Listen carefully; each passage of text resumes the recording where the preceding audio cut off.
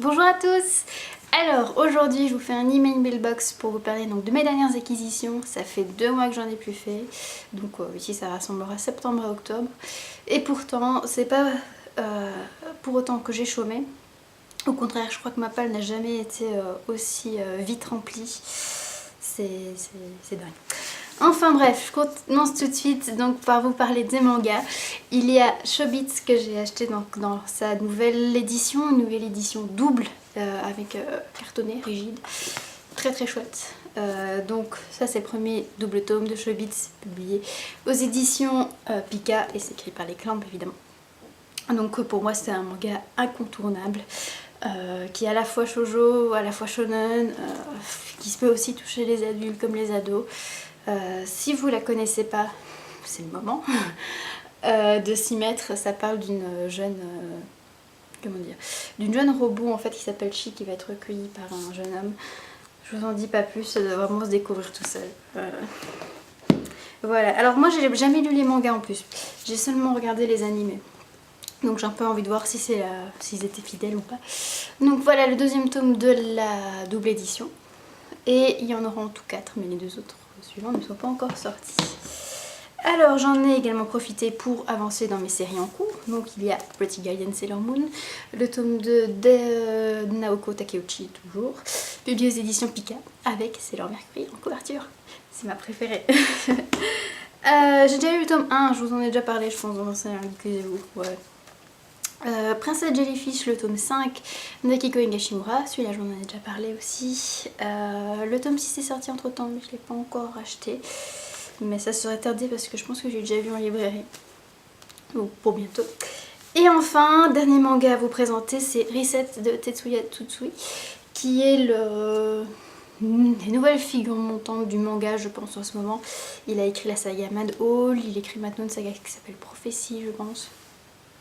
Et il a écrit des tas de one-shots, dont celui-ci, Reset, qui parle d'un hacker qui doit résoudre des crimes, et enfin qui se décide oh là là, qui décide d'élucider des crimes étranges, voilà. Voilà pour les mangas, je vais maintenant passer aux poches. Alors, une saga qui est terminée, je pense, une trilogie qui s'appelle, c'est La Lignée de Guillermo del Toro et Chokogan, publié chez Pocket, donc ça c'est le premier tome. Je préférais les couvertures grand format. Voilà, donc ça c'est le premier tome. Le deuxième ça s'appelle La Chute, le voilà. Et enfin le troisième, La Nuit Éternelle, toujours de Guillermo del Toro et Chokogan. C'est donc de l'horreur. Si je me rappelle bien, les premiers, ouais. On retrouve un avion en provenance de Berlin qui répondait plus et quand on rentre dedans, il n'y a plus personne je pense. Tous les passagers sont morts. Voilà, tous les passagers sont morts. Génial. Donc c'est de l'horreur. Et vu que j'aime bien Guillermo del Toro au cinéma, je me demande ce que ça peut donner en livre comme ça. Je pense que ça peut être très bien. Un peu de contemporain avec Rien n'est trop beau. Enfin, contemporain. De Rona Jaff, qui est un roman qui date de 1950 et qui raconte la vie de plusieurs secrétaires, oui, plusieurs secrétaires dans le New York, dans une grande maison d'édition new-yorkaise. C'est un roman qui a fait beaucoup parler de lui, il a vraiment été le... Enfin, beaucoup de femmes s'y sont identifiées, je sais, à l'époque, et j'ai envie de vraiment découvrir comment on pouvait vivre à cette époque-là. Ça peut être intéressant pour tous les fans de Mad Men ou ce genre de série. En plus, la couverture est très jolie. Voilà, c'est publié au livre de poche. Alors, chez Pocket, celui-là, j'ai pas trop hésité à le prendre, même s'il n'était pas prévu au programme. Je veux dire, je l'avais pas dans ma wishlist, même pas. Enfin bref, c'est L'ombre de Shinamieville. Donc, qui parle de Zana et Diba, deux jeunes londoniennes qui vont rentrer dans l'ombre, je pense c'est Londres, mais un peu différent, un Londres fantastique. J'ai entendu beaucoup de bien de ce livre, donc je suis contente qu'il soit sorti en poche. En plus je vois qu'il y a plein de petits dessins, ça peut être très chouette. Donc voilà. Ensuite un petit peu de romance.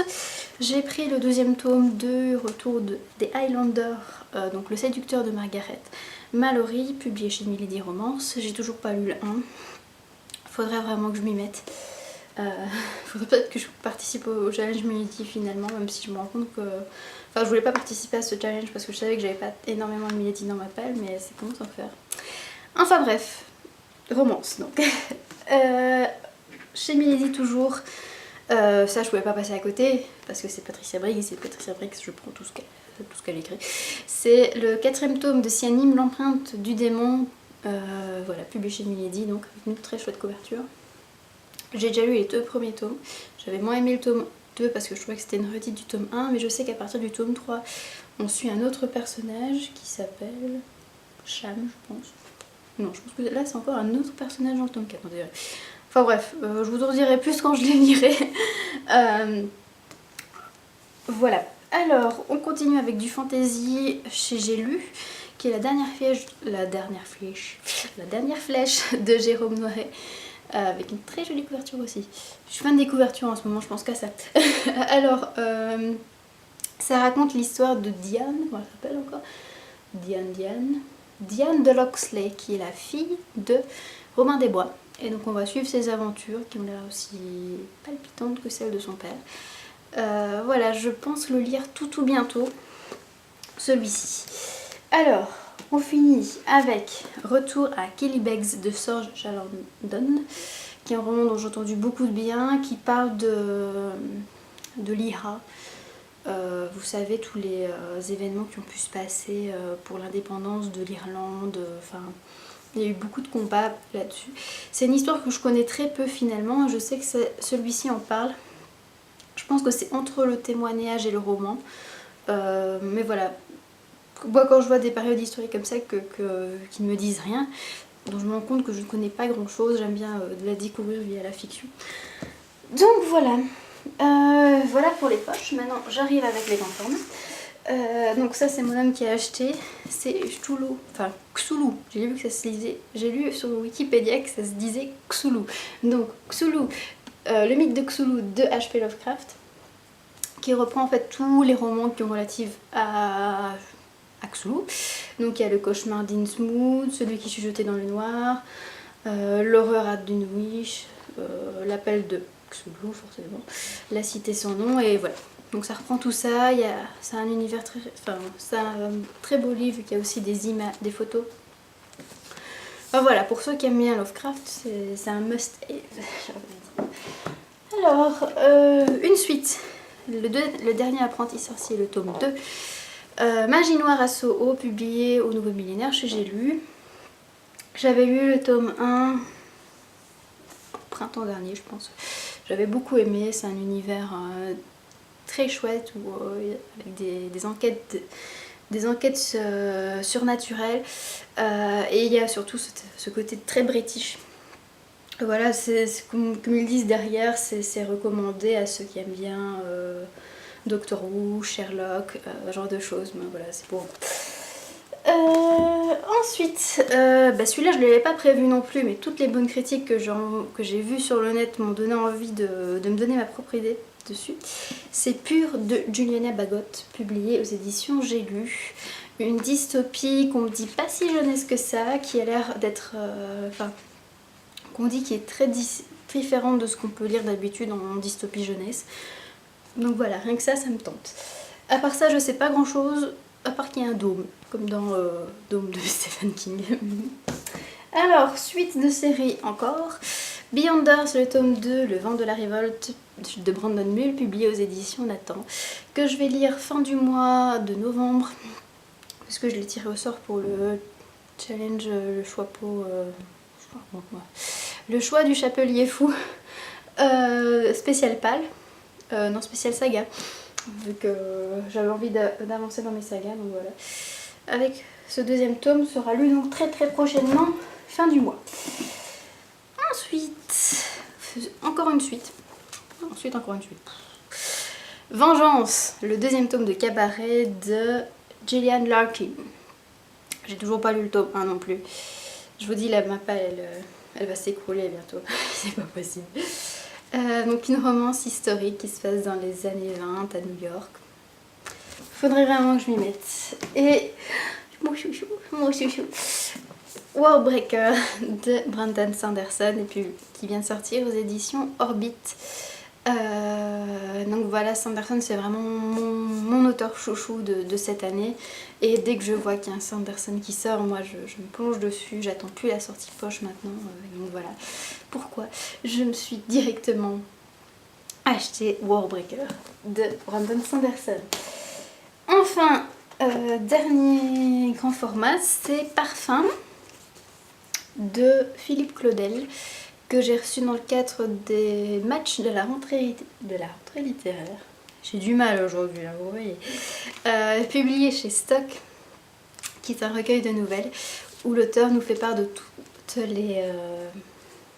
les parfums de son enfance. Donc ça passe des draps frais à la crème solaire, au ciboire, au chou, au charbon, l'odeur des chambres d'hôtel, du cannabis, du brouillard. Voilà, donc à chaque fois une odeur particulière, un parfum particulier et une petite nouvelle qui est associée. Donc voilà, moi j'ai choisi de lire ce livre aussi pour le match de la rentrée littéraire, tout simplement parce que vous voyez là, Claudel, et je sais que Claudel j'aime bien et que c'est vraiment un auteur que j'ai envie que davantage de gens lisent, donc voilà, je pouvais pas passer à côté de cette opportunité. Alors maintenant, si vous suivez mes C'est radicalisez-vous, je vous invite à vous arrêter ici, tout simplement parce que maintenant je vais parler de livres qui ont déjà fait l'objet de ces lundis, et donc ça risque de faire un petit peu redite pour vous. Donc je commence avec un audiobook que j'avais pu tester, c'est 1Q84, le livre 1 Avril-juin d'Haruki Murakami. Finalement moi j'avais pas trop adhéré à l'univers, je trouvais que c'était vraiment trop long, que l'auteur mettait beaucoup trop descriptive et que voilà, finalement je trouvais que c'était vraiment qu'une introduction ce premier tome, et voilà, ça m'a quand même pas mal déçue, mais je retenterai sûrement du Murakami une autre fois, mais en plus court et pas en audiobook parce que là 17h effectivement ça fait un peu beaucoup. Alors, Le journal perdu de Bram Stoker, les secrets de l'œuvre de Dracula d'Elizabeth Miller et d'Acre Stoker, publié chez J'ai lu. C'est un document donc, qui reprend toutes les notes de l'auteur, un livre très très intéressant que je vous conseille si vous voulez connaître un petit peu plus sur sa vie. Après, Scintillations de John Burnside, qui est un thriller à la fois fantastique, dystopique, etc. J'ai eu beaucoup de mal à m'y mettre parce que je savais pas où l'auteur voulait m'emmener, mais j'ai fini sur une note positive, donc voilà. Maintenant je sais pas si je vous le recommande ou pas, c'est à vous de faire votre propre idée. Donc c'est publié chez Point. Alors je voulais tout le présenter dans le dernier C'est lundi, là c'est Clairvoyance, la maison de l'ombre de Amélie Cern, un thriller fantastique, horreur, qui parle donc d'une jeune fille qui fait des cauchemars dans cette nouvelle maison dans laquelle elle vient d'emménager avec sa maman. Et voilà, voir il s'est passé des choses très étranges dans cette maison auparavant. C'est ma prochaine lecture. Alors, déjà lu il y a quelques temps celui-là, c'est le deuxième tome du livre perdu des sortilèges, l'école de la nuit de Deborah Harkness, publié aux éditions Orbit.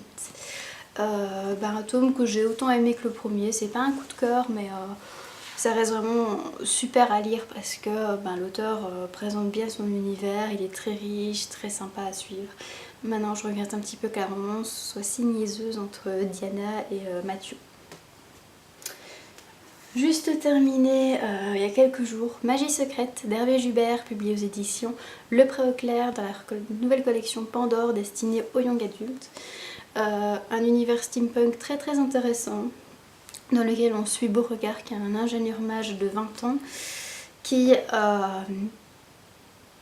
fait des enquêtes sur l'étrange et qui possède aussi un hôtel où tous les êtres féeriques viennent y loger. C'est très sympa à lire, je vous le conseille.